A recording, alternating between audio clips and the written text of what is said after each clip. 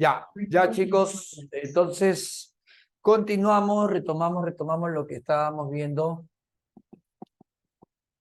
Vamos entonces a la parte práctica, ¿ya? Para ver lo que es las teorías después sobre el origen de la vida. Esto no lo podía dejar pasar de alguna forma porque es importante que nosotros conozcamos todo respecto a la genética, ¿sí? Por eso lo estamos realizando.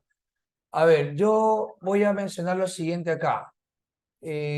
Vamos a poner José presenta daltonismo, ¿ya? José tiene daltonismo. Y por acá su esposa Patty, ¿ya? Patty es sana de daltonismo, pero es portadora, ¿sí? Es sana portadora. Y con eso me piden cuál será la probabilidad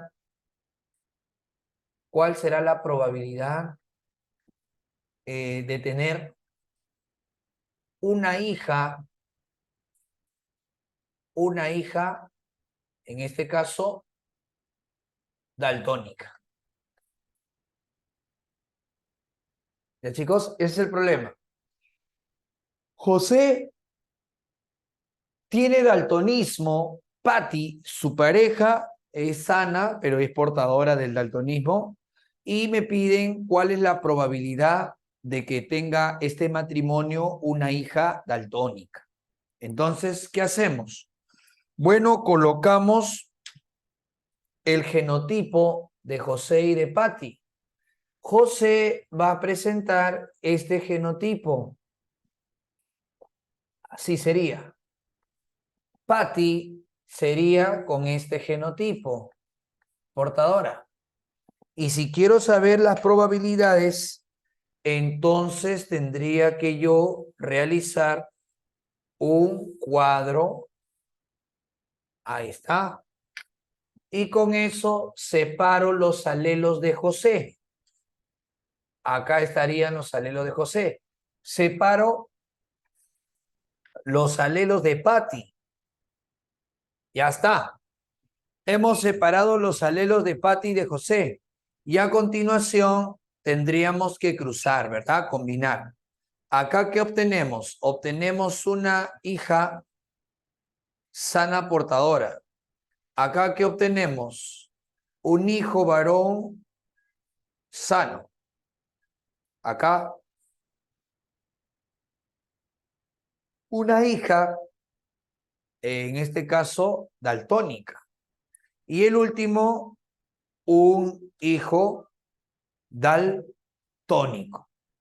Entonces, ese es el posible resultado del matrimonio entre José y Patty. O sea, ellos podrían tener hijas sanas portadoras, hijos completamente sanos, hijas daltónicas e hijos daltónicos. Eso es lo que podrían obtener como resultado del matrimonio, ¿no?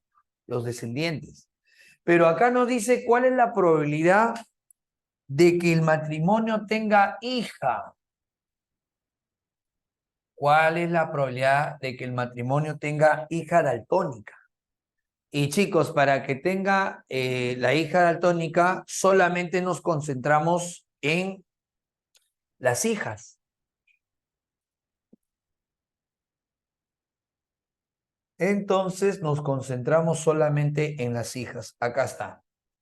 O sea, profe, si me dicen cuál es la probabilidad de tener hija daltónica, todo mi 100% serían hijas. Y de mi 100% que solamente son las hijas, ¿cuál sería en este caso la probabilidad de tener daltónicas? 50%. Sí, yo sé que algunos habrán dicho, profe, ¿no podría ser 25%? No, porque el 25% sería de todos los hijos. ¿Me dejo entender? Y acá te están diciendo solamente las hijas. El total están las hijas. Entonces, por eso, de este 100%, el 50% salen portadoras y el otro 50% salen daltónicas. Acá tenemos portadoras y tenemos también daltónicas. Ya está. Eso es, un medio. Claro, sería un medio, ¿no? Lógicamente. Solo para las hijas, exacto. Un medio sería, ¿no? Porque de todas las mujeres o las hijas, el 50% sale daltónica y el 50% sale sana. Cuando me piden la probabilidad de tener daltonismo, entonces sería 50%. Así se resuelve el problema, muchachos. ¿Está claro? Nada más. Ahora, en el caso de hemofilia, vamos a decir, a ver, en un matrimonio, chicos, él es sano de hemofilia. ¿Ya? En un matrimonio, él es sano de hemofilia, no presenta hemofilia, sano de hemofilia. Y ella es portadora de la hemofilia. Es sana, pero portadora de la hemofilia. ¿Ya? En un matrimonio, él es sano de hemofilia y ella es sana, pero portadora de la hemofilia. Con estos datos me dicen cuál será la probabilidad, cuál es la probabilidad de tener hijos varones hemofílicos. A ver, ojo, él no tiene hemofilia, o sea, el papá no tiene hemofilia y la mamá tampoco, pero es portadora. ¿Cuál será la probabilidad de que tengan hijos varones hemofílicos? O sea, ¿cuál será, chicos, la probabilidad de que este matrimonio tenga hijos varones hemofílicos? A ver, ¿cuánto sale? ¿Lo han hecho por ahí? ¿Lo han hecho?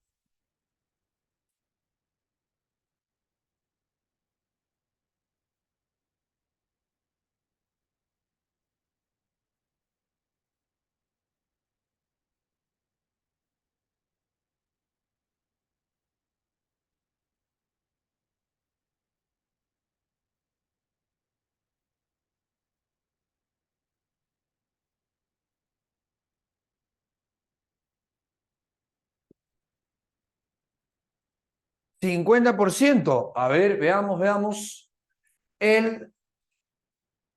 Muchachos, ¿qué cosa vendría a ser? Él es sano de hemofilia. Si él es sano de hemofilia, entonces él tendría que ser de esta manera, así, ¿cierto? Ahora, ella es sana portadora, entonces ella tendría que ser de esta manera, chicos. Así es. Ella sería de esta forma, ¿no? Y claro, si hacemos el cruzamiento de los alelos, porque este es el matrimonio, entonces tendríamos que separar los alelos del papá. Ahí está. Separamos los alelos del padre y también separamos los alelos, en este caso, de la madre. Ahí está, mira. Ya a continuación cruzamos. El primero, ¿qué sale? Sale dominante. El primero sale dominante, ¿cierto o no? ¿Cómo sale el segundo? El segundo, en este caso, sale acá un varón completamente sano, hemicigote. ¿Cómo sale el tercero? Una niña sana portadora. ¿Y cómo sale el cuarto? Un varón hemofílico. Entonces, nuevamente, me dice cuál es la probabilidad de tener hijos varones. Varones solamente son ellos. Y de los varones, los hemofílicos estarían acá. 50% serán hemofílicos. Muy bien, chicos. Esa sería la respuesta frente a lo que encontramos ello. ¿Alguna consulta sobre esa parte? Todo bien sobre esa parte, chicos?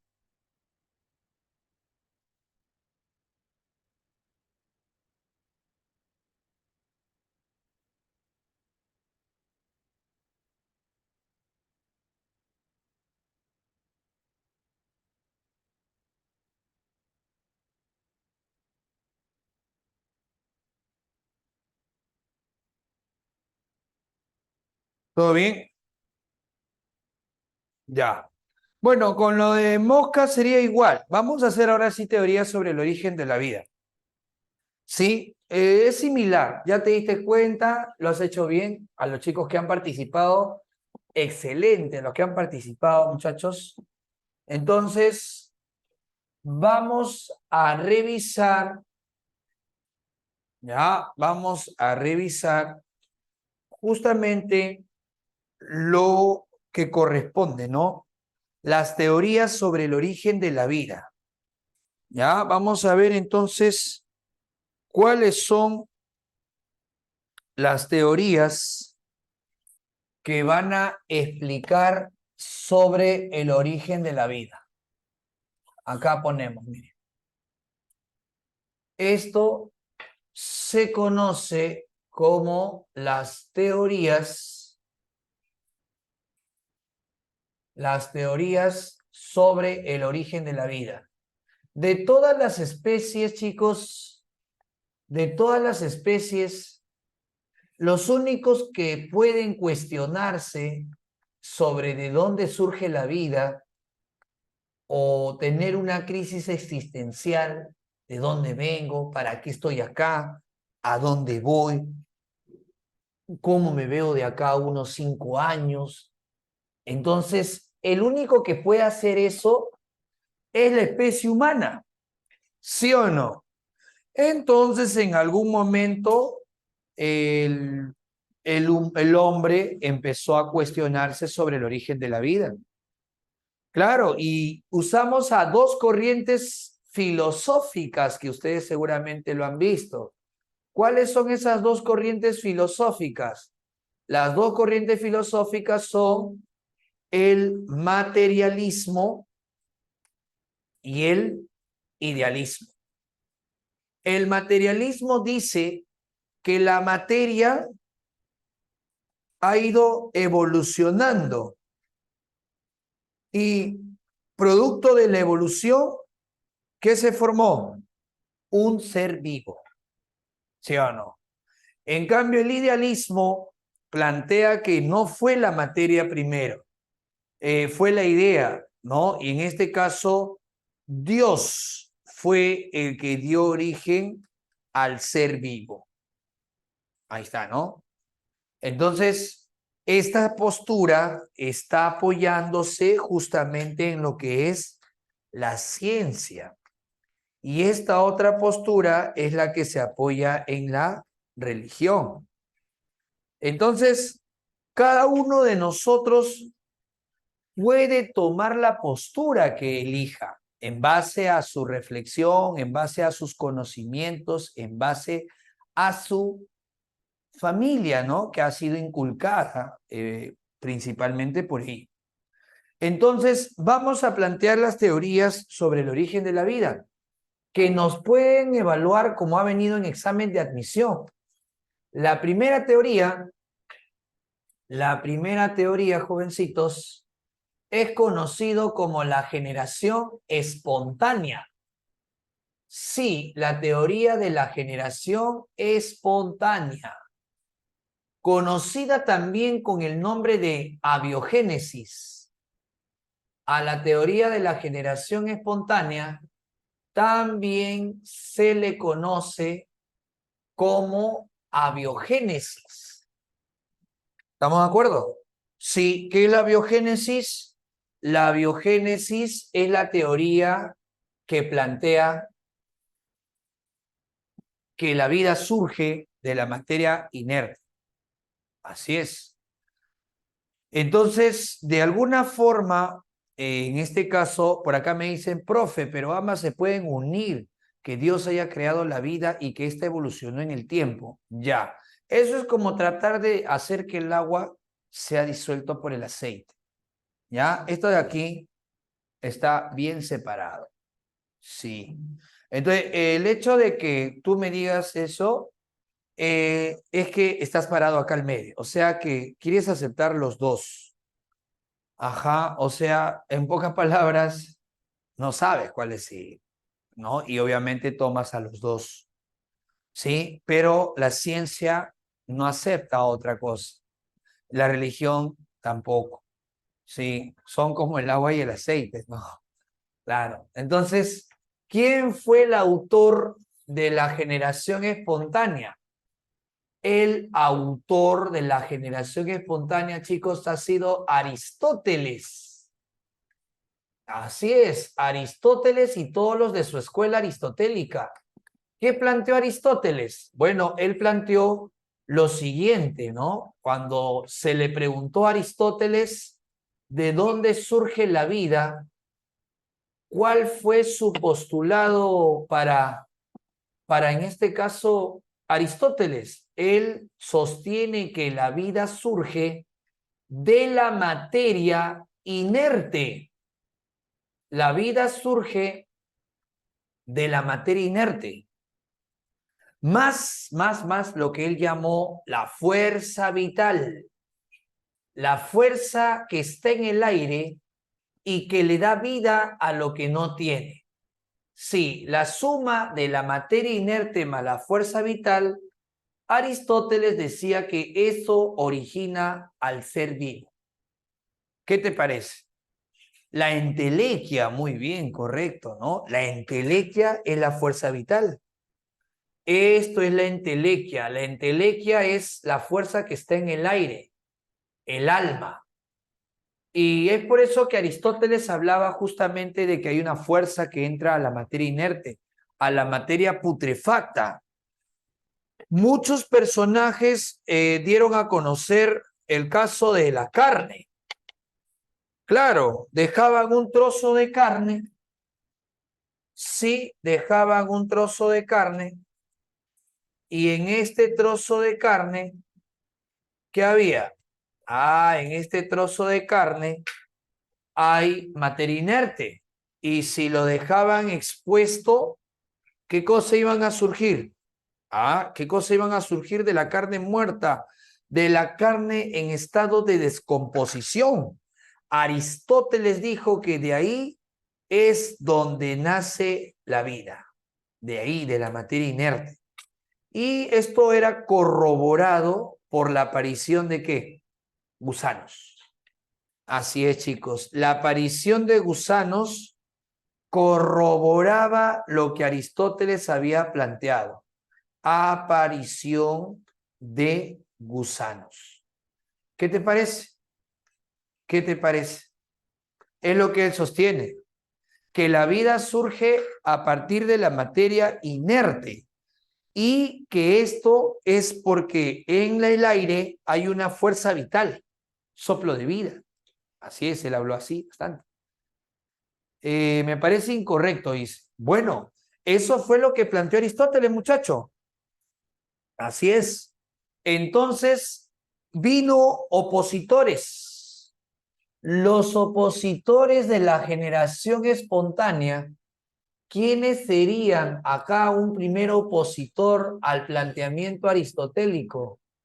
Bueno, los opositores de la generación espontánea, muchachos.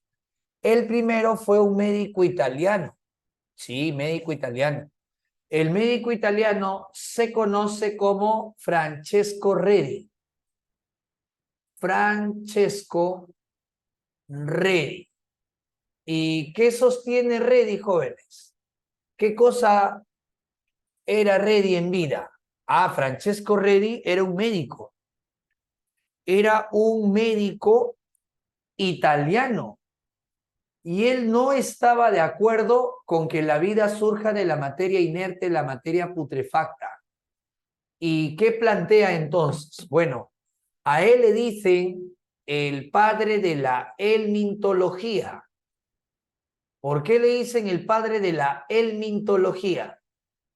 Porque él desarrolla el origen de los gusanos en la carne. Explica de dónde salen esos gusanos que están en la carne. Para eso realiza un experimento. ¿Y cuál fue el experimento que realiza Reddy, muchachos? ¿Cómo Reddy demostró que la carne no podría formar a los gusanitos? Bueno, en este caso usó frascos, 2 frascos de la misma calidad y colocó carne en la misma cantidad en los frascos. O sea, colocó carne, acá también colocó carne en ambos. Y si ha colocado carne en ambos, chicos, si ha colocado carne en ambos, ¿qué podríamos decir si ha colocado carne en ambos casos? ¿Qué cosa es lo que nosotros podríamos en este caso notar? Bueno, lo siguiente, que acá uno lo tapó y al otro lo dejó abierto. Sí, eso es un experimento, es una comparación. Y en el frasco que estaba abierto, sí se formaban los gusanitos. Ahí está. Sí se formaban. En el que estaba cerrado, no se formaban los gusanos. Entonces, ¿qué dijo Reddy? Acá está la explicación. Dijo, mire, no hay gusanos aquí, por lo tanto, no existe tal fuerza vital que le da vida a lo que no tiene. No hay tal entelequia. Pero lógicamente los de la generación espontánea que decían que si él tapaba el frasco no podía entrar la fuerza vital. O sea, ellos decían que si tapaba el frasco no entraba la fuerza vital. ¿No es cierto? Ábrelo, decían. Entonces, Reddy, para dejar entrar su supuesta fuerza vital, entonces coloca en otro frasco del mismo material, coloca una malla, chicos, una mallita. Y Reddy dijo, esta malla tiene huecos, agujeros. Por ahí puede entrar tu fuerza vital. No creo que sea tan grande tu fuerza vital para que no entre, decía. ¿No?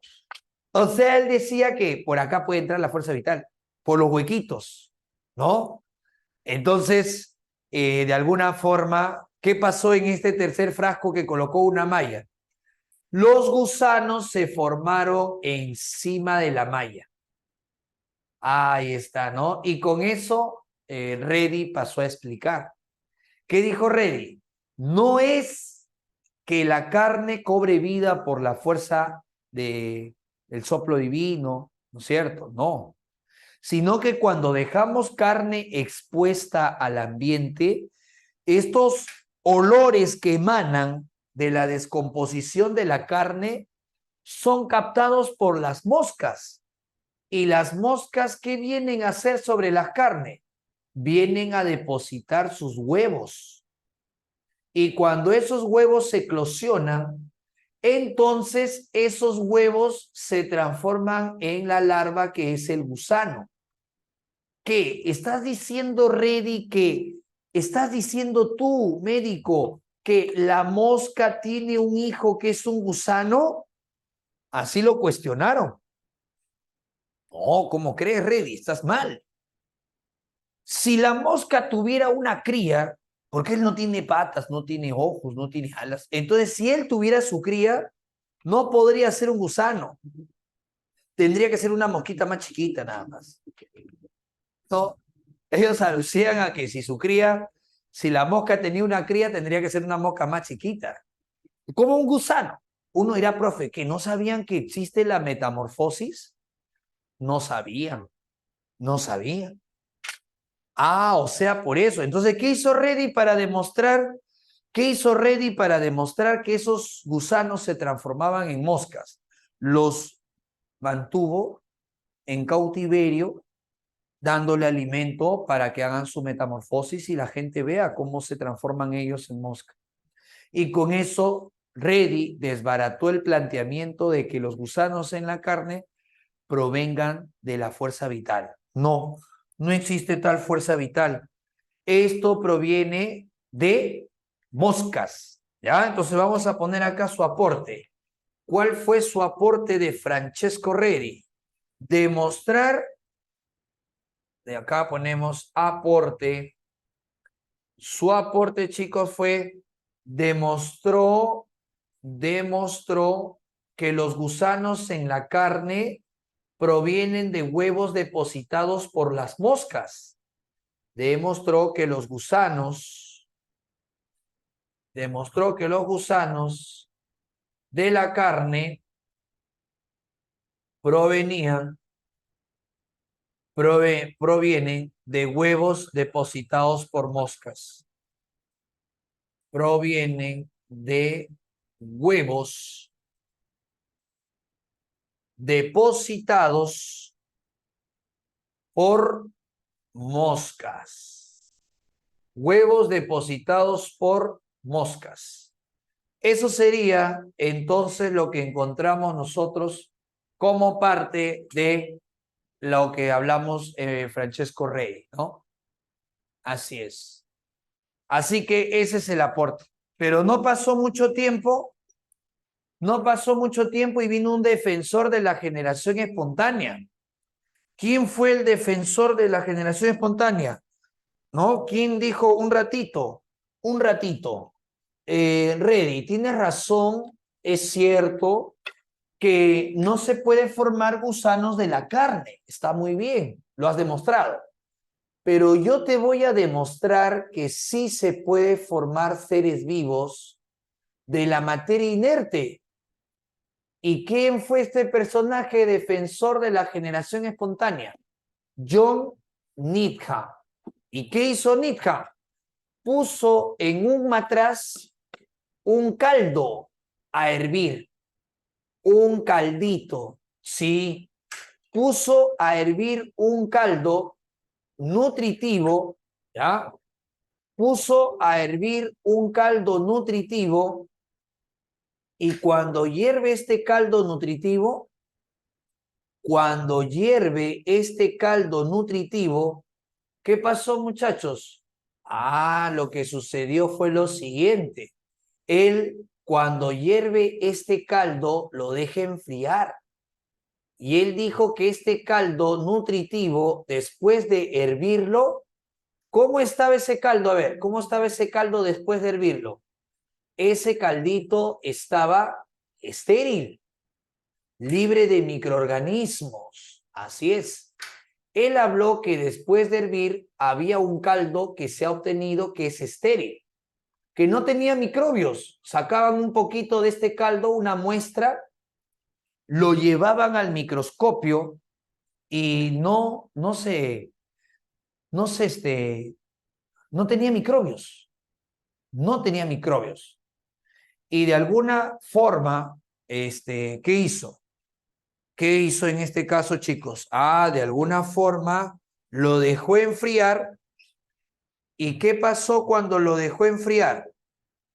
El caldo empezaba a ponerse turbio. Y cuando el caldo se ponía turbio, entonces demostró que acá hay presencia de microbios. Profe, entonces este caldo turbio se contaminaba. Caldo con microbios. Dice que la fuerza vital entró y le dio vida al caldo. ¿Qué te parece, muchacho? ¿Le crees o no le crees?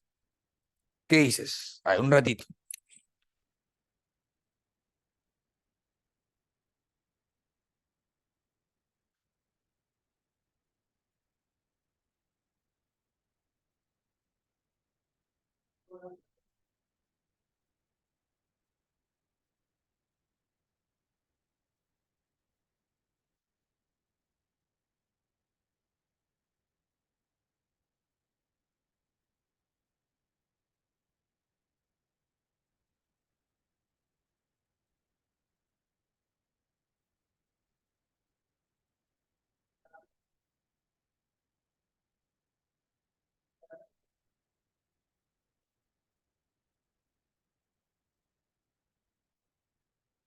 ¿Qué te parece?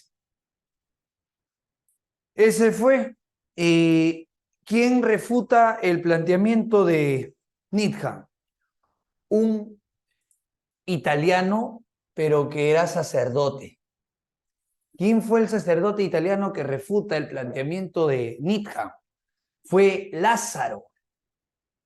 Lázaro Spallanzani, sacerdote italiano que tiene la capacidad, muchachos, ya, Lázaro Spallanzani, él fue en vida un sacerdote italiano. ¿Y qué se sabe de Lázaro Spallanzani, muchachos? ¿Qué se conoce acerca de Lázaro Spallanzani? Que él también, ¿no? Sacerdote italiano, repitió el experimento que hizo Nietzsche. Sí, lo repitió, muchachos. ¿Y qué hizo? Lázaro Spallanzani, después de repetir el experimento, él planteó lo siguiente, dijo, vamos a poner acá su postulado. ¿Cuál fue el postulado de Spallanzani? Repetir lo que él había hecho. A ver, tú dices que de un caldo salen microbios. Allá. Entonces vamos a repetir tu experimento. Ponemos un caldito a hervir. Ahí está, van a colocar un caldito y lo van a hervir. Y cuando ponen este caldito a hervir, entonces, ¿qué están obteniendo? Un caldo estéril, ¿sí o no? Luego que hierven el caldo, este personaje, Spallanzani, después que hierven el caldo, él lo deja enfriar, igual que Nietzsche. Pero ¿cuál fue la diferencia con el anterior? Es que él lo tapa. Ah, le pone acá una tapa y lo cubre. Y él dijo, vamos a ver si ahora se forman los microbios. ¿Y qué crees que pasó, muchacho? ¿Qué crees que sucedió? El caldo permanecía estéril, sin ningún tipo de microbios. ¿Qué, profe? ¿No se formaban microbios? No, no había nada, mira. Limpio, transparente.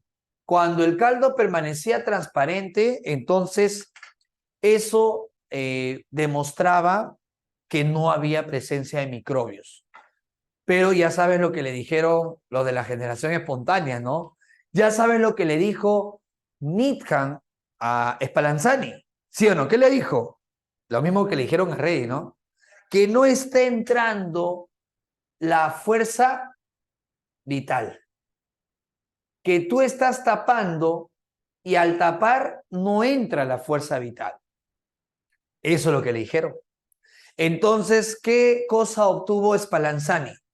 Obtuvo caldos estériles en frascos debidamente sellados. Obtuvo caldos estériles en frascos sellados. Obtuvo caldos estériles en frascos debidamente sellados. Ya está. Pero ¿se podrá tener un caldo estéril? Chicos, ¿se podrá obtener un caldo estéril estando abierto? ¿Qué dices? A ver. Porque No, él no podía obtener un caldo estéril abierto. Él lo obtenía pero cerrado. Y muchas personas en esa época decían, no hay alguien que pueda demostrar que se puede tener un caldo estéril con el frasco abierto. Claro, muchos decían, no, imposible, hasta que vino alguien que lo logró, muchacho. San Marcos lo preguntó en su examen de admisión. ¿Quién fue este personaje, profesor, que desbarató la generación espontánea? Sí, fue Louis Pasteur. Louis Pasteur.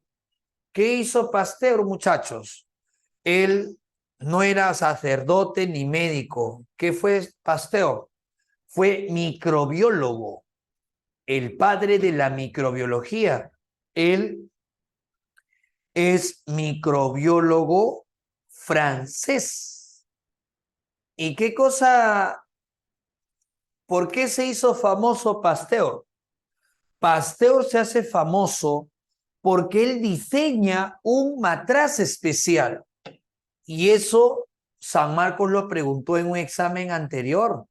¿Cuál fue el gran aporte de Louis Pasteur en la explicación para refutar la generación espontánea? Fue pregunta de examen. Y claro, muy bien ahí. Stephanie, creo, ¿no? Ya, a ver, ¿cuál fue? Esto fue el matraz con el cuello de cisne. Este matraz especial que construyó Pasteur, calentando el cuello del matraz, era lo que iba a funcionar para demostrar que no hay generación espontánea ni siquiera para microbios. Ni siquiera para microbios jóvenes. Entonces Pasteur diseña este matraz conocido como el matraz cuello de cisne. ¿Y qué cosa coloca acá? Caldo, otra vez un caldito. ¿Y qué procede a hacer con el caldo? Hervirlo. Y después de hervirlo, ¿qué hace? Enfriar. Y le preguntaron, Pasteur, ¿vas a cerrar el frasco? No, lo voy a dejar con el pico abierto para que entre la supuesta fuerza vital. Claro, porque ustedes dicen que tengo que dejar entrar a la fuerza vital para que le dé vida al caldo y se formen microbios. Así es. Entonces el cuello del matraz en el pico estaba abierto. Pero ¿qué sucedió? No se formaron ningún tipo de microbio. Nada. Algunos decían deben pasar horas. Pasaban las horas, seguía transparente. Deben pasar meses. Pasaban los meses, nada. Años, se murieron todos. Y el matraz seguía estéril. En el Museo de Francia hay aún los matraces que construyó en esa época. Y estos matraces que construyó en esa época han quedado justamente como muestra de que sí se puede conseguir caldos estériles estando abiertos. Así es. Entonces, ¿qué es lo que pasó? Ahí está, ¿no? Un matraz de las épocas de Pasteur. Muy bien, Carlos. Ajá. Entonces, muy pequeño para que entre la fuerza vital, no, porque el aire sí puede entrar por huequitos muy pequeños. ¿Cuál fue la explicación acá, chicos? La explicación fue que Pasteur dijo los microbios no se forman en el caldo. Los microbios están en el ambiente. En ese tiempo no sabían que el ambiente presenta microbios. Claro, en ese tiempo no pensaban que todo este ambiente que estamos rodeados, el aire que respiramos, está contaminado con miles de bacterias. No sabían, ¿no? O sea, en el espacio que tú estás, todo lo que te está rodeando hay miles de bacterias en formas activas e inactivas. Profe, salgo de mi casa corriendo. Afuera hay más todavía, no hay forma de que escapes. Entonces, ¿cómo no me enfermo si estoy constantemente expuesto a bacterias, microbios, hongos, virus? Porque tu cuerpo tiene barreras, saliva, tiene moco, tiene ácido en el estómago, cerumen en el oído, y esos tipos de barreras impiden que ya dañen tu cuerpo. Pasteur se hizo famoso por la construcción del matraz con cuello de cisne. ¿Y cuál fue la explicación? La explicación fue que los microbios ya están en el ambiente, pero ellos se van a multiplicar más si encuentran un medio nutritivo. Y si yo dejo un caldo, es obvio que se van a multiplicar en el caldo. Pero como he construido un caldo en este matraz retiene los microbios. Ahí retiene, mira. Y cuando retiene los microbios, entonces ya no contamina el caldo. El caldo permanece estéril. ¿Qué te parece, muchacho? El caldo permanece estéril. Así es. Entonces, así fue como Pasteur demostró que los microbios quedaban retenidos en el cuello del matraz. Algunos no le creían y decían, a ver, Pasteur, demuéstranos que ahí están los microbios. Pasteur rompió el cuello del matraz, lo examinó al microscopio y ahí estaban los microbios. Era un filtro ese cuello para evitar que los microbios entren. Estos microbios estaban retenidos en el cuello del matraz. A partir de ello, quedó desbaratado la idea de que existe tal fuerza vital y Pasteur quedó reconocido como el personaje que demostró la existencia de microbios en el ambiente. Y por eso le dicen el padre de la microbiología. Y no solamente ese, o no solamente eso, sino también que el proceso que él realizó era justamente, era esterilizar un fluido. Y por eso en la industria alimentaria, cuando se quiere esterilizar un fluido, ¿cómo le llaman al proceso? En honor a Pasteur le llaman pasteurización. Sí, cuando ustedes consumen una leche pasteurizada, ¿qué cosa es una leche pasteurizada? Una leche que ha sido hervida, eliminando todo microbio que puede dañar nuestro organismo. Sí, eso ha sido. Así ha sido, ¿no? Eso es lo que ha pasado. ¿Alguna pregunta, chicos, sobre ello? ¿Sí? ¿Alguna consulta sobre ello? ¿Todo bien entonces sobre esta parte?